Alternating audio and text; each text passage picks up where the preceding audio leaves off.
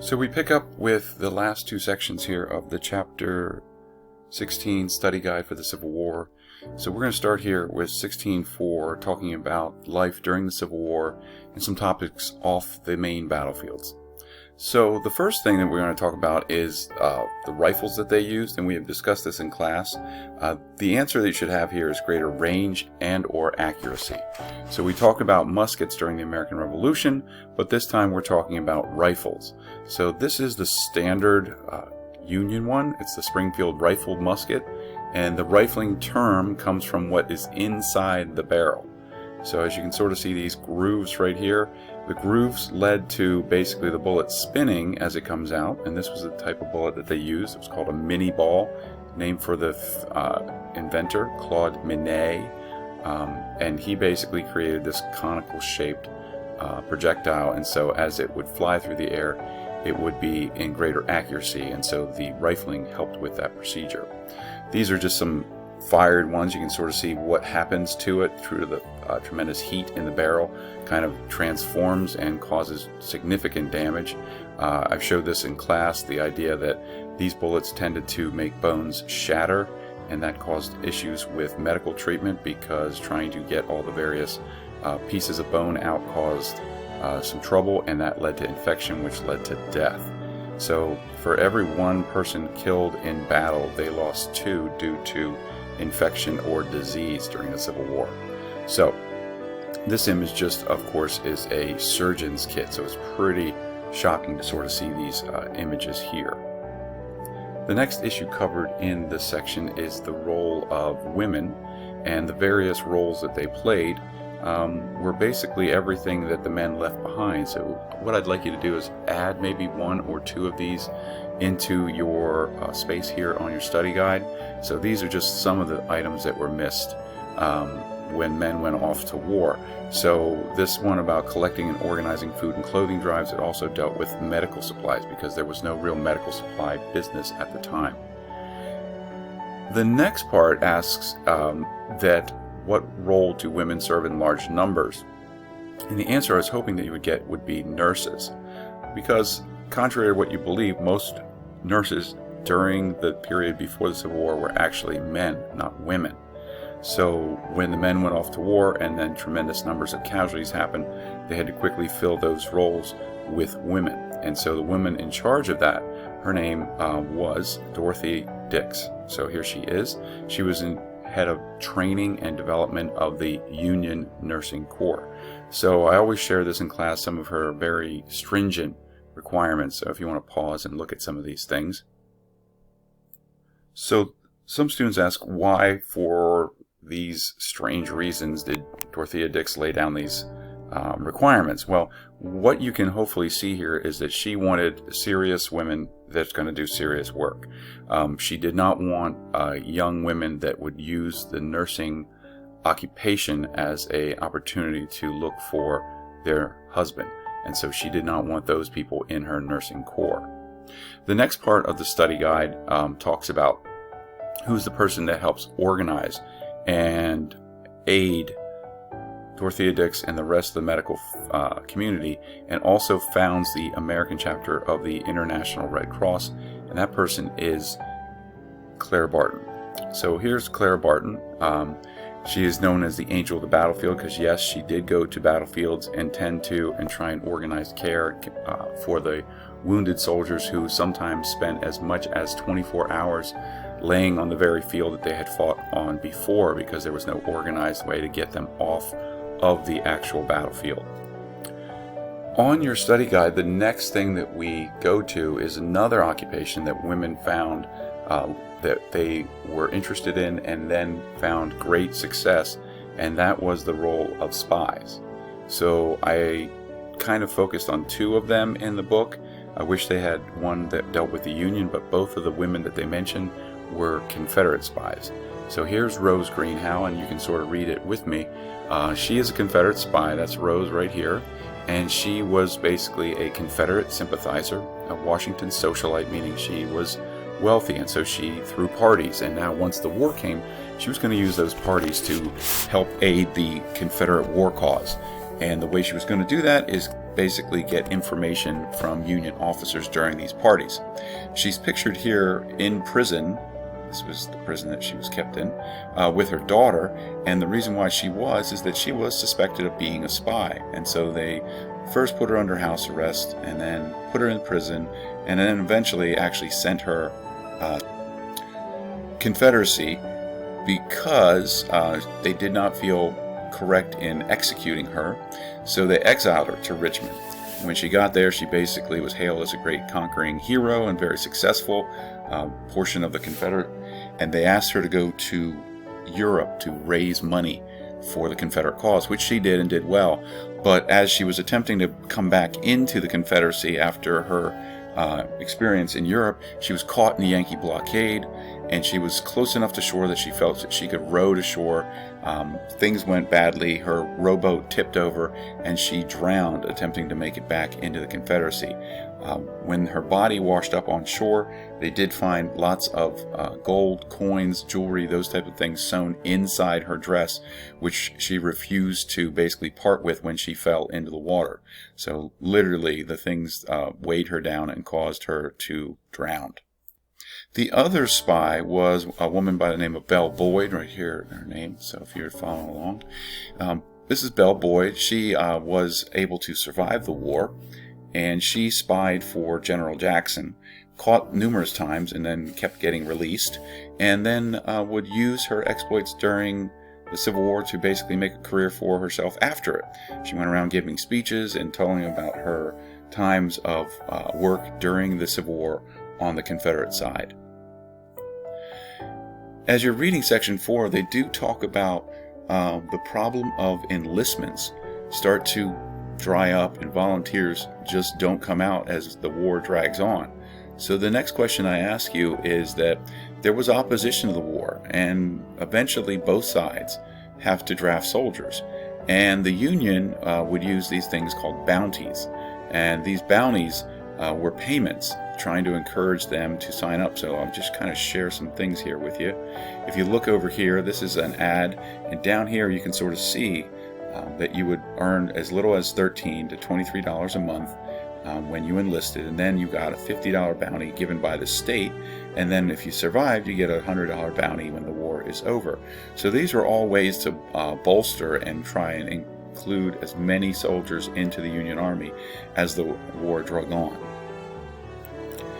There is a little known problem that occurred during the Civil War that many people are not familiar with, and that was there was major opposition that turned into deadly opposition up in New York City.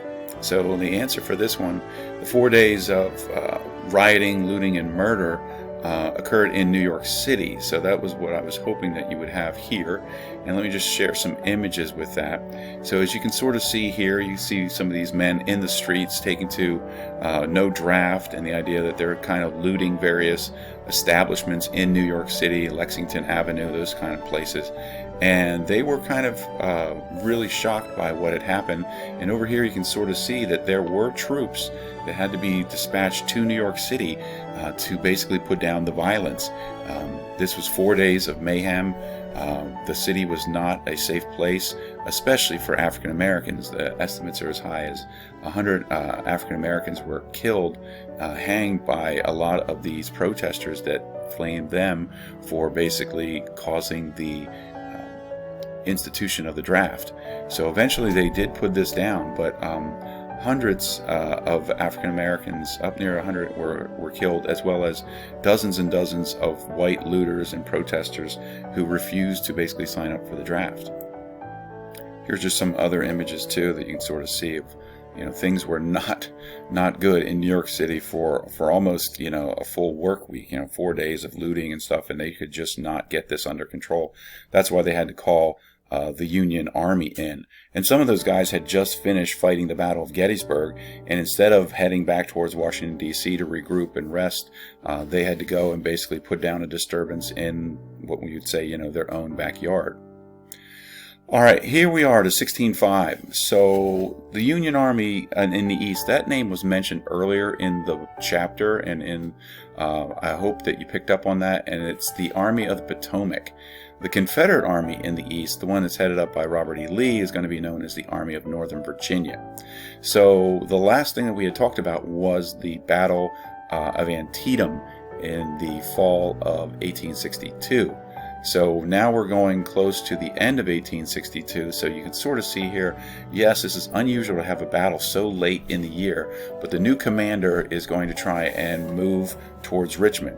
And he doesn't get there, he's stopped in the town of Fredericksburg. So that's what you should have here, and that was, Ambrose Burnside, remember him.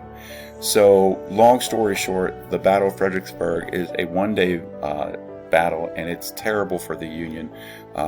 They're poorly led. There's numerous waves of charges up a hill into Confederate fire, and it's just a devastating loss again for the Union. Let me just share some artwork and things with you about these things. So here's a map just to kind of show where Fredericksburg is in Northern Virginia, to help you kind of understand the location of where DC is. So if we look here, these are the two commanders, okay? And then some images from here is that the Union troops actually had to fight in the town, but the problem was the bridge was out, so they had to actually build these floating bridges called pontoon bridges to cross the river to get to Fredericksburg. All the while, this is not just, white stuff. This is actually Confederate sharpshooters shooting at the engineers as they're making their way across. Eventually they do. They make it through across the river into the town of Fredericksburg, and then have to make these assaults up the hill outside of the town. And as I said, it's not good. The Battle of Fredericksburg is just, even the Confederates refer to it not as battle, but just murder, because it was so easy for them to shoot on the Union troops as they kind of came up this hill. So I didn't ask it on the study guide, but basically here's the importance. Again, it's a defeat. It's just devastating.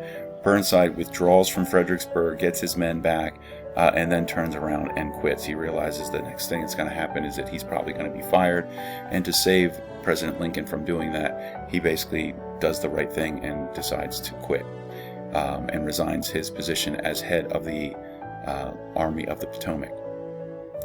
So moving on, so we've talked about Fredericksburg. The next one is a battle that you've never probably heard of, and that is going to be, they're going to pick a new Union commander. And that guy's name is Joseph Hooker. Here he is. Now, he was what they call a corps commander under Burnside in the previous army, so he basically just moved up and took the position that his old boss had basically vacated. So what happens next is you have this thing called the Battle of Chancellorsville. So the Battle of Chancellorsville is going to be, again, another devastating Union loss. This one's going to be in May of the year. And I asked the question, why is this so devastating to the Confederate?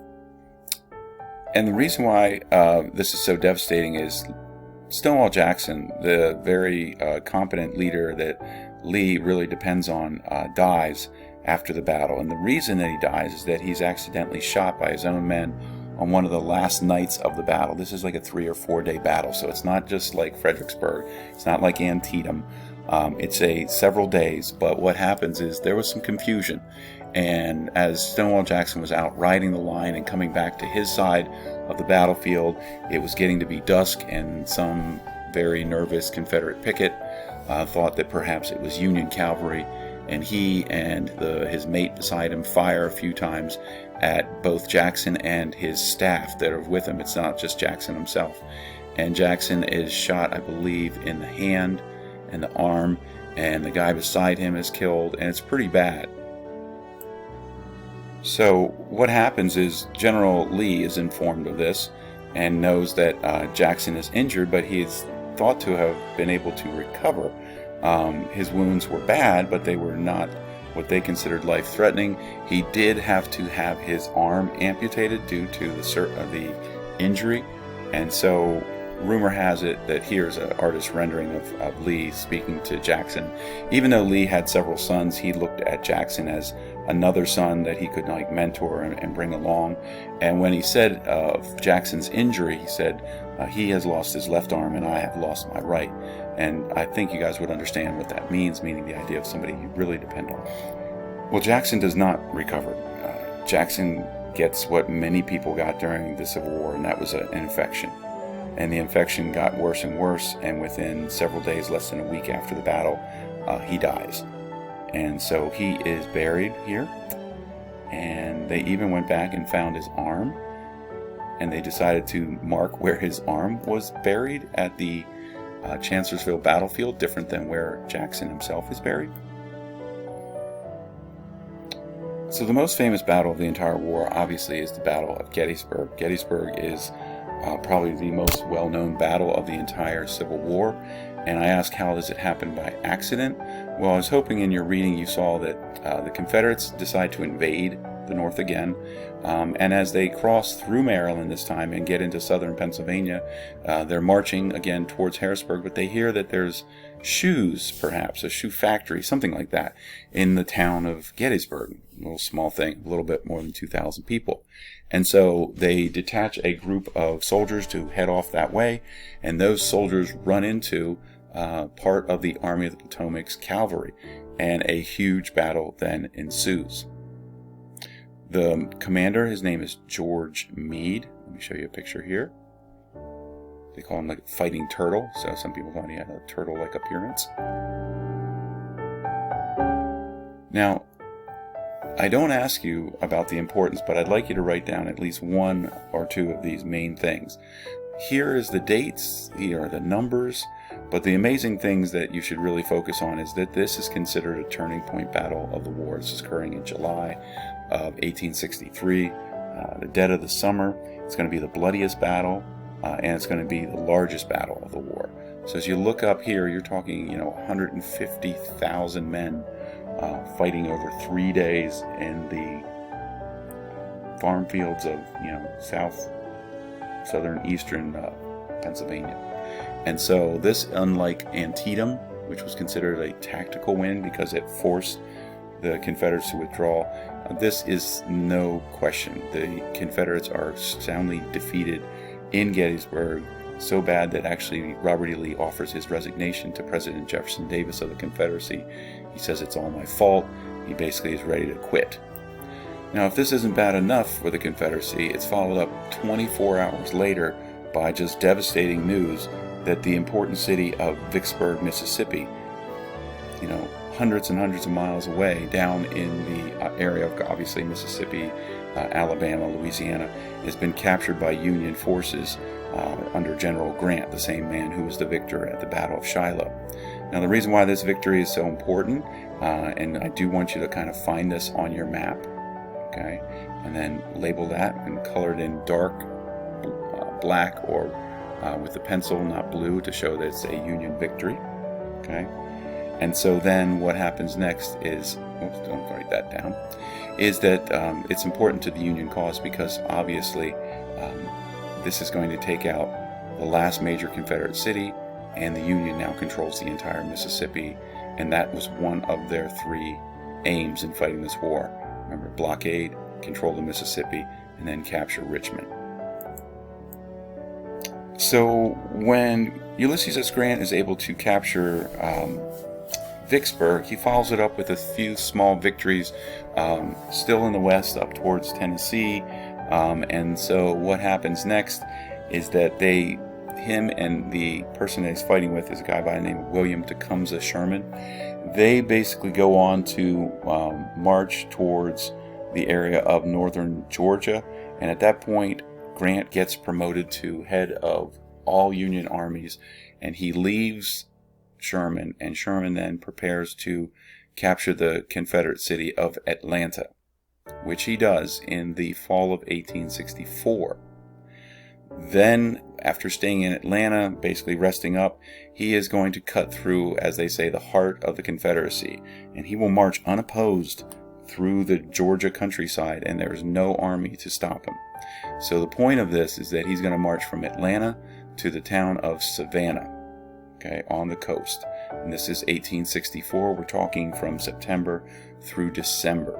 So if I show you these things here, you can sort of see these movements here. There's Sherman in May, and then as they get closer through the summer, he captures Atlanta around September, and then you can sort of see this movement across Georgia as he captures the city of Savannah. So if I There's an artist rendering who was traveling with Sherman, so it's an artist with the Union Army. And here's a quote from him. I always like quotes, so you can read it to yourself. War is the remedy our enemies have chosen, and I say, let us give them all they want. Another quote here is that the idea of, I have more here on the mapping, so you can sort of see where they're going. And then, here it is, says, I will make Georgia howl. So, and then as he arrives, you can sort of see the date. It's almost Christmas, and so what he thought was, I'm going to send President Lincoln this gift of the city of Savannah. So normally he would burn cities as a way of breaking the spirit of the Southerners, but as he arrived in Savannah, he just could not. He just thought it was such a beautiful, beautiful town that he decides he is not going to put it to the torch, as they say, but instead he begs to present you as this Christmas gift, the city of Savannah, with 150 heavy guns and plenty of, I think it says ammunition, and also about 25,000 bales of cotton. So, moving to the east, the war then continues in the summer of 1864, and the city of Petersburg becomes the focus of Ulysses S. Grant and the Army of the Potomac. So this is going to happen around April. So if we go to a map here, you can see this is Grant up here as he kind of makes his move. The blue would be the Union Army. The red under Lee, he's continually trying to block Grant as he tries to get around Lee, and Lee's always blocking him. And so what happens is that Grant decides to bypass the Confederate capital and go south of it, and he is going to try and lay siege, try and cut off this last rail line before it gets to Richmond, which is the town of Petersburg. Now, this Petersburg is going to be under siege for 9 months. He's going to start it in June of 64, and he's going to continue it up until he is able to force Lee to abandon Petersburg and flee west in the spring of 1865. Now, I'll share some pictures with you here. These are scenes from the siege. These are Union troops. You can sort of tell kind of by their clothing maybe. And you can sort of also see the beginnings of the change of the way they're fighting this war. These men are sort of in this kind of pit. That's kind of what we would call a trench. Trench warfare is beginning. So these are actually Confederate trenches. Instead of barbed wire, they created these kind of large-looking toothpick things to stop infantry charges from coming in. But the point was, this was a way that you attempted to slow down any kind of charges into these trenches that were built. Okay, again, these are trenches built, as so you can sort of see how warfare has now changed from the beginning of the war. So as this siege has just drug on and on, Grant's army is getting bigger and bigger and bigger and trying to string out these trenches around Petersburg, because he feels if he can get around Petersburg, he can get around Lee's forces and capture the city of Richmond and end this war. But what happens is the war finally does come to a close when Lee sees the handwriting on the wall and realizes that there is no way he is going to win, and so he basically asks Grant, what are your terms for surrender? And they meet in this small Virginia village that has this unusual name called Appomattox Courthouse.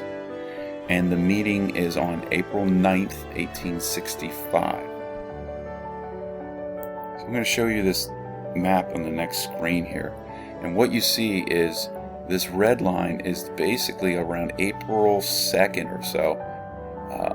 Lee informs Jefferson Davis, who's in Richmond, that he is abandoning Petersburg. And when he abandons Petersburg, he knows that Richmond will fall. And so he is going to try and save his army and his men and basically move further west and try and link up with an army supposedly coming out of North Carolina. But his men are just too tired and too weak, and eventually they are able to, under Grant, cut them off and force Lee. And so Lee and Grant begin talking that why should we fight? We know the ending, let's save lives. And so Grant suggests that they meet to basically work out peace agreement. So the two men agree to meet on April 9th at a house between the lines. Here it is. This was the site of the surrender, just a farmer's home. His name was Wilmer McLean. Okay. And Wilmer McLean actually had moved his family away from Manassas, where the first battle, the land battle, was, far away from the marching armies. And the joke is the war started in his kitchen and ended in his living room. So, but this is the day that Lee surrenders the Army of Northern Virginia. Lee shows up. He's in his best battle uniform. He figures that he's going to become a prisoner of war with General Grant. He is not. Okay. You can go and visit the Wilmer McLean house today. There's a quote again. There's nothing left for me to do but go and see General Grant, and I'd rather die 1,000 deaths. So here's General Lee, General Grant, and his staff back here. This was the only person that Lee showed up with.